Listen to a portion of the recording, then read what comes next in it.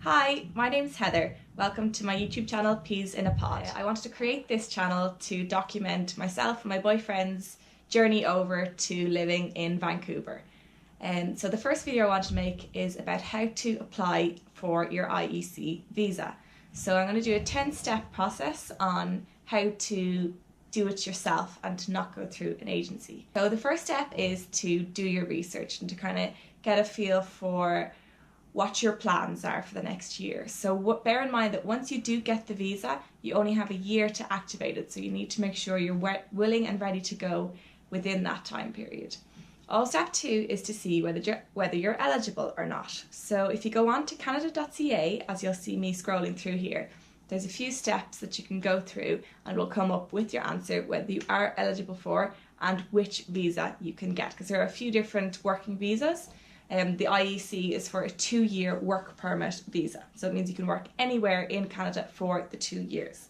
The next step is to get your CV ready. So this kind of, for me, took the longest period of time, because you do want to really make sure you have the best CV you can have and have the best selling points. So although you do need this for the application process, I'd say they're not kind of too strict on what CV they get, but just even to have it ready for yourself for when you are starting to apply for jobs.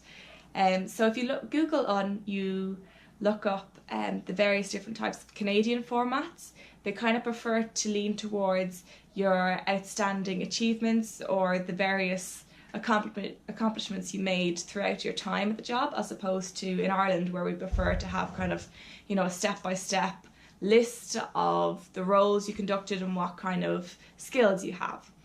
So they're just slightly different formats, so it's worth bearing in mind that when you're making out your CV.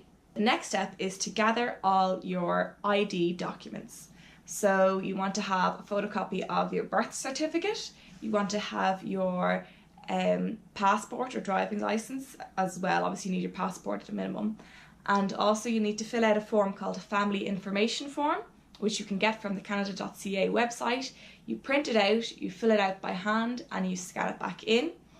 And also then you're going to need a thing called a police certificate.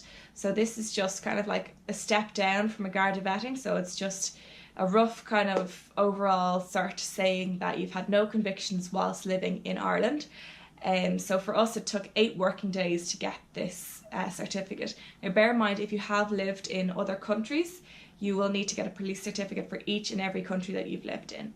So that could take several months depending on how long and where you've lived.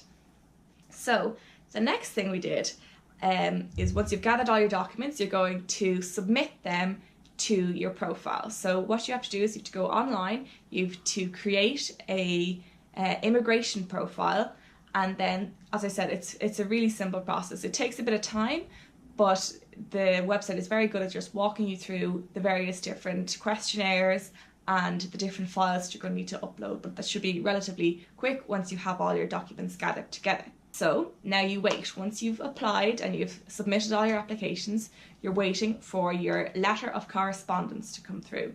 So this letter is not a visa in itself, but it basically entitles you to go to the border control, hand over this letter to the immigration officer, and then he may or may not, we don't really know yet because we haven't got to that part, but he'll hopefully just ask you a couple of simple questions and then stamp your visa with a 2-year visa.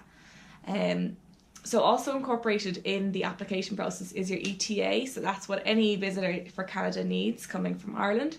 So that's it's an electronic kind of authorization that goes directly onto your passport, so it's associated and linked up with your passport number, so the border control will know that once they scan in your passport. Another thing, in order to get your visa, you are going to need to have 2-year travel insurance. If you have just 6 months or a year, the immigration officer is entitled to only issue you with a visa for that length of time. So for that reason, my 6th step is to book your travel insurance. So it's kind of travel / emergency health insurance. So for us, we were trying like every other way to try and get it as cheap as possible, because usually travel insurance for the year is only maybe €50 or so. But for the IEC visa for the 2 years, for the various requirements that the visa had, we just decided to go with UCIT because they had all the requirements ticked off, and it was kind of more or less the same price as the other 2-year insurance company. So that it was $349 for each of us, and it covered for the full 2 years, and it included winter sports. So at least that was something to have that in as well. Once you have got your letter of correspondence, then it's time to get excited. So now you know you've got the right to go into Canada. You're pretty much guaranteed to get your visa unless you've like lied or something. Everything should be plain sailing. So next thing we did was to book our flights as soon as we got that letter. So as soon as we knew that we could go, we wanted to book the flights as soon as possible, so to kind of get them as cheaply as we could. So we decided to, in the end, go for a direct flight. There were different flights connecting through like London or Amsterdam or Iceland, which were all perfect. They'd be fine. They just actually turned out they were more or less the same price as the direct one, and they were just taking longer, to get there.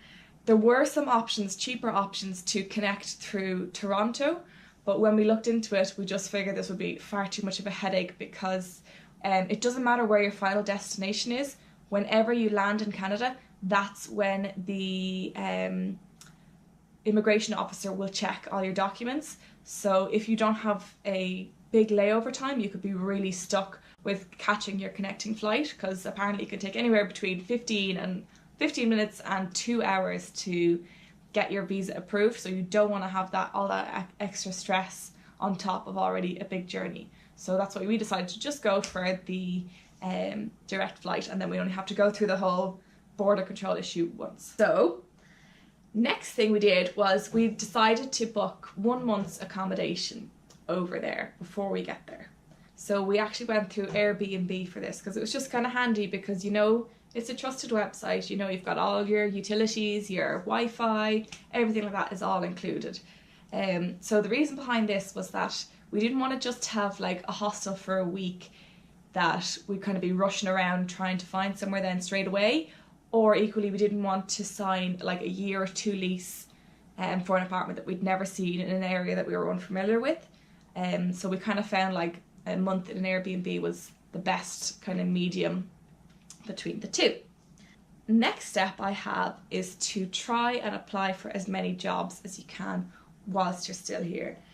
So it is difficult, particularly I think in BC, to apply for jobs from Ireland. I think they do prefer to have Canadian experience on the CV for one, but also even just to have a Canadian address and a Canadian mobile can go a long way.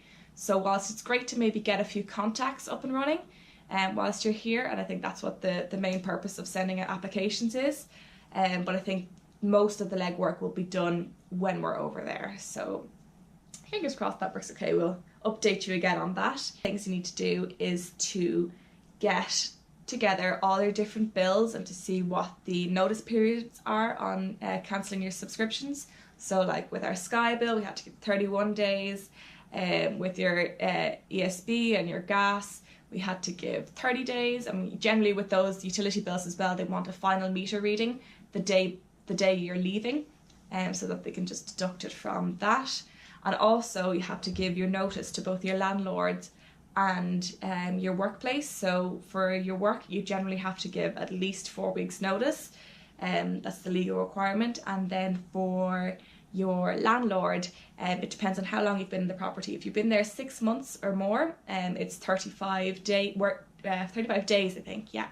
However, it does go up incrementally the longer you've been in the property. So just kind of keep an eye on that to see when you might need to get that done. There's a timeline bit, by the way, for all these kind of tasks. I did make an Excel Gantt chart, which I've linked below if you want to have a look at it. So it just kind of highlights the tasks that are going to take that bit longer and when you may need to complete them, so you can kind of have a visual display of what needs doing when, and it's just a handy way to tick off to see what's left on the list. Last step is kind of optional, but for us, we do want to drive at some stage in BC. We haven't decided if we're definitely going to buy a car, but we may use rentals, we may use the car sharing companies they have over there.